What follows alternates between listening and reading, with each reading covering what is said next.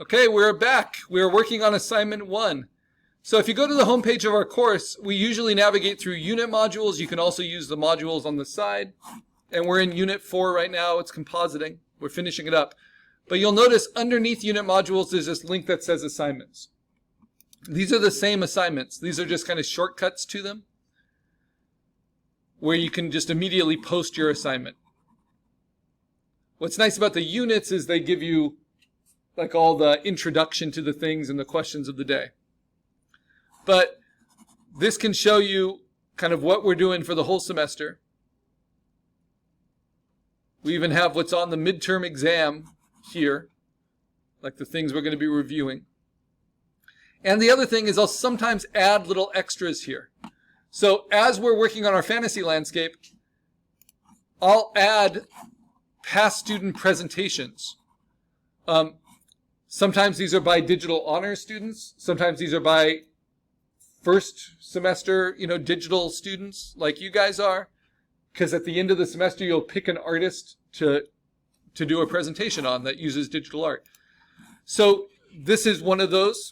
And it uses 2 different students' presentations, both of professional artists working today that have made really good careers all around compositing. So this is one named Eric Johansson from Northern Europe, and he creates kind of surrealistic images like this. This one's called Full Moon Services from 2017. And it's done for multiple photos, all composited together. And on his website, he shows his sketch. You can see how he follows his own original compositional sketch pretty closely. He shoots all of his own photo reference, and then he puts them together in the computer. Sometimes he uses optical illusions. Here's a video showing the process. If you're interested, from sketch to shooting the images to building it up in Photoshop, layer by layer, with way more layers and cutouts than we use, because he's building a whole kind of city in the bottle at very high resolution, so it can be printed. Some more examples, and these are a lot of fun to look at. You'll find these under assignments. This kind of additional resources. Okay, now this artist, Josh Dickgraph, does it in the same way, but will use sometimes like 1,000 layers. Each piece takes him between 30 and 80 hours. And it's all composited from photos he does not take. They're from like Google Images and like street photos, but he's just doing tiny cutouts to create these pieces. These are some of the most ambitious ones. They're a little ridiculous, but like big Abraham Lincoln mech made out of monuments of American federalism. But then he'll do things like this, which is a bird photorealistically done, but all made out of different found photos of leaves and warped like bark. This elephant made out of all found photos of like mountains. This seahorse is made of all found photos of plastic bags, so a lot of warping and manipulating here. On and on. And sometimes he will take his own photo reference as well. And then this is the work he gets paid to do that's not personal. And what's always kind of sad and interesting when you do these presentations and you follow these artists that make a living, often the jobs they get paid to do are not nearly as interesting as the jobs they do for their own personal work, right? Like any artist. So I don't find these jobs as interesting, but they're the ones that pay the bills. So you can see compositing that you're learning now put into practice. All from photo raster imaging, just manipulated into an original composition. Okay. So you'll find that under assignments. If we want to skip right to it, we go here. If we just want the assignment sheet, you can click here. And it will go to this page, which gives us, all the directions. So we started with our sketch. And then this is where we got to by the end of last class, roughly placing these different elements. I'm going to review very quickly how we got there from our sketch, because if you do it in the wrong order, you end up with an assignment that's not high enough resolution to print. So instead of opening up Photopea, which I'll do now, and starting a new file, a new project that is 8 by 10 by 350, what you're going to do instead is open up your sketch, the same one that you post to Canvas. You're just going to open it up in Photopea. Then you're going to choose which composition you like the best, which sketch. So because I'm actually doing this one, I'm going to demonstrate now just setting up how I would set up the portrait format one. And you're going to use the crop tool, which is the 5th tool down. And you're going to draw a little crop box around the sketch you prefer. I'm leaving a little bit of space there.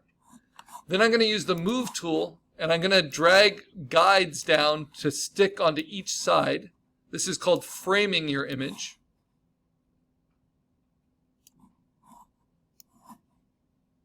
Basically lining it up with the edges of the rectangle I made with my composition sketch.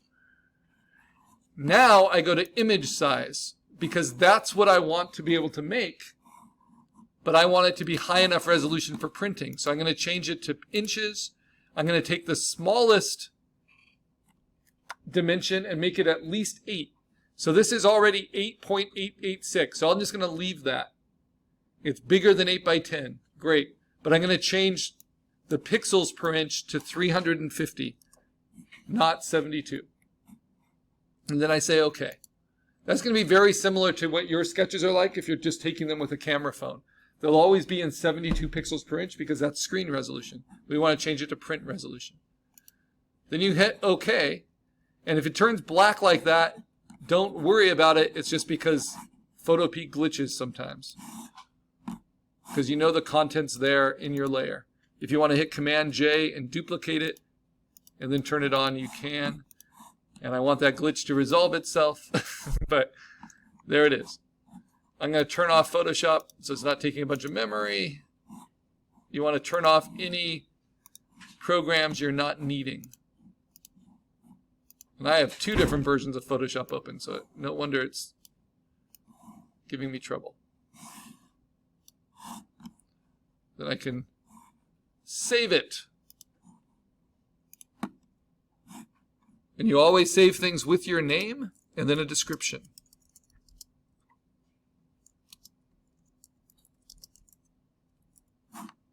And I like to save to the desktop, so you can always see it. So I can see it's there. I'll mark that green.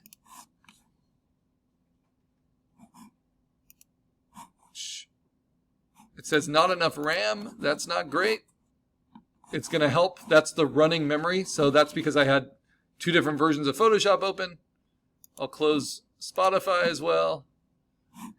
And now if I refresh, hopefully it will have it. And if not, I can just do it again with more RAM available. So let's see if I can.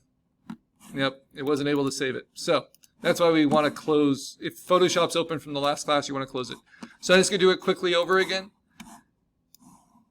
You're going to crop to the one you want to keep in your sketch, hit return.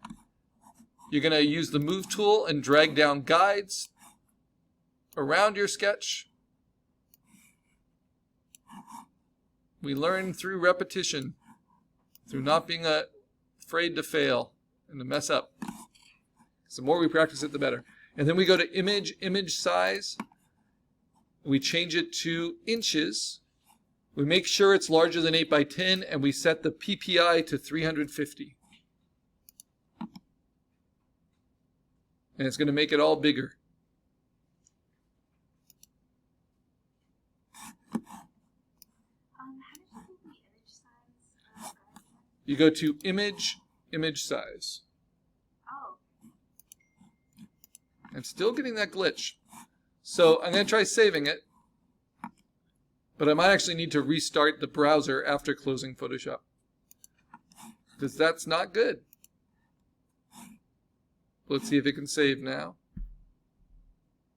Still says not enough RAM. Yeah, so I think I have to clear the memory here.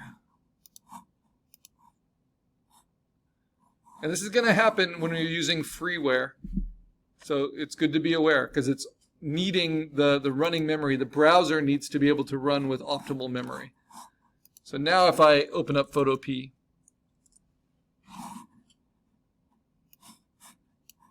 this is still going to be empty. It's a slow start, but we can overcome all these things. Crop tool, crop around the sketch I want, or open up the one I've been working on. But we have to make sure it's the right resolution first, which takes up a lot of memory. Use the arrow, the move tool, the arrow at the top of your toolbar. Click on your sidebar rulers and drag down guides to frame in your sketch. Then go to Image, Image Size, change it to inches. Make sure it's at least 8 inches. At least 300, but I'm going to do 350 pixels per inch.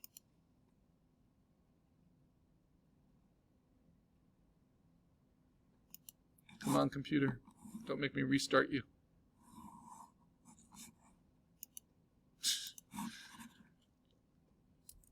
All right. So, I don't think I have anything else open.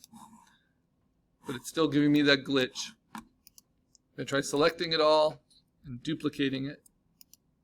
There we go. So now I can see it. Okay, now I need to give myself some working space around the image. But first I'm going to save it. So I'm going to save it as a PSD to the desktop with my name and a description of the assignment. And then I put in a semester code and that we're using freeware. I always do it to the desktop so I can verify. What is going on? Ah, there we go. It's kicking in now. So it just took the computer a little while to realize that it's not having to run those other programs.